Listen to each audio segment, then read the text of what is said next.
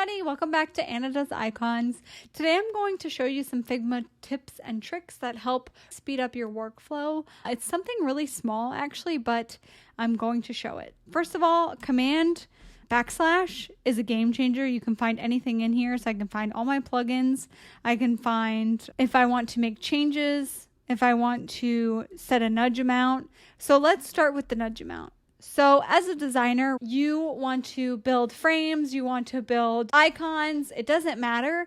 You want to be able to set a nudge amount per working file that you're working in. Right now, these are set to 0.25 and 8. If I'm working on icon design, I'm going to probably set them to 0.25 and 1.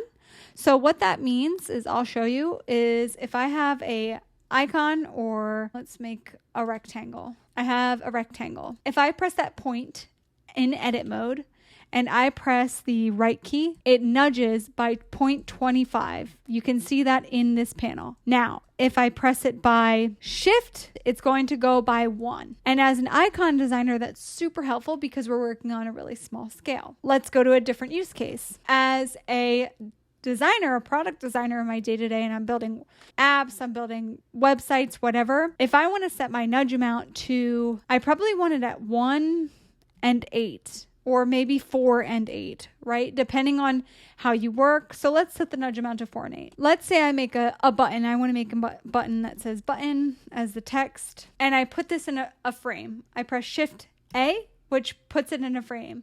Notice how this padding is set to 8.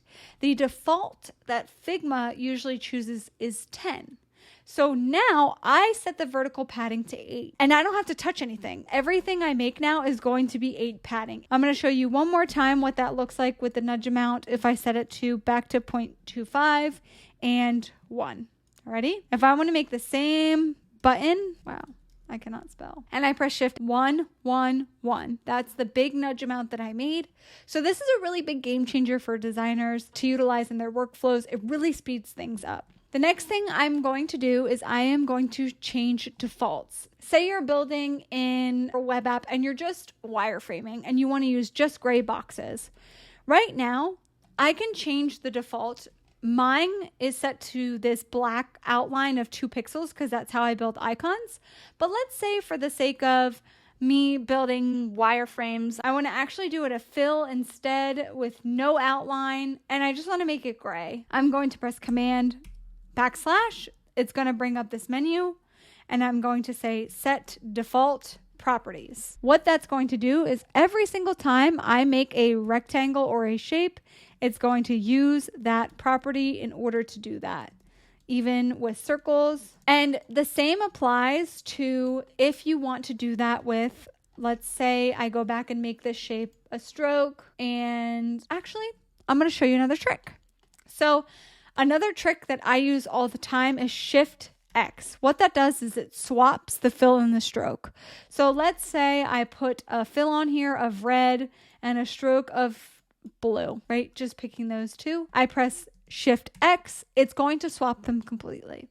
Shift+X, Shift+X. And I can also make this my default. So if I set it my default property, every time I remake a circle, it is going to be the red and the blue. The last really small piece of advice or helpful workflow tip that Figma does is if you press Z on your keyboard and you highlight something, it zooms you into that specific area.